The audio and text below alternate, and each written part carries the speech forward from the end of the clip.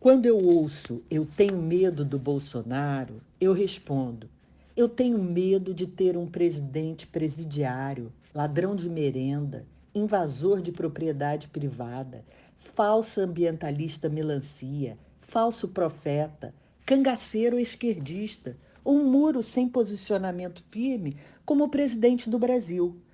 Quando eu ouço "eu tenho medo do Bolsonaro", eu respondo: eu tenho medo de bandido, de assassino, de traficante.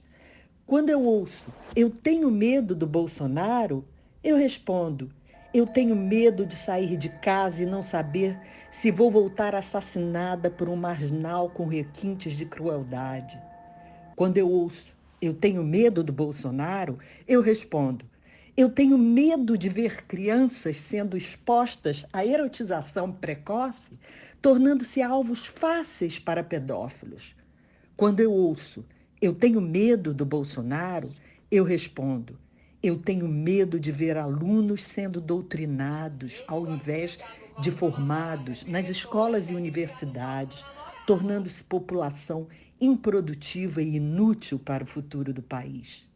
Quando eu ouço "eu tenho medo do Bolsonaro", eu respondo: eu tenho medo da disseminação do ódio entre as pessoas, camuflado sobre a denominação de defesa das minorias.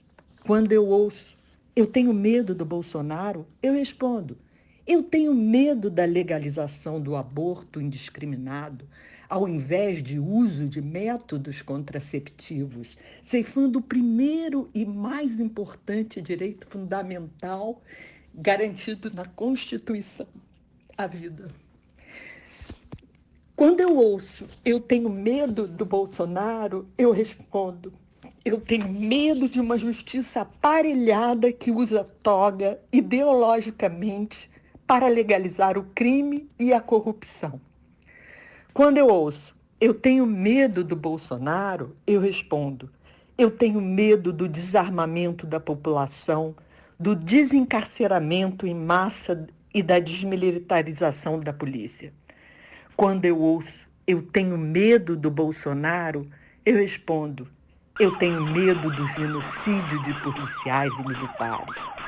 Quando eu ouço "eu tenho medo do Bolsonaro", eu respondo: eu tenho medo da inversão de valores numa sociedade doente e corrompida.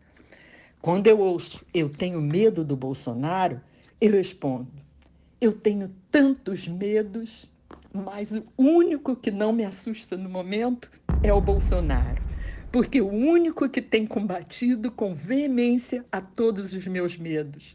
O resto, bem, o resto é sopa de letrinhas.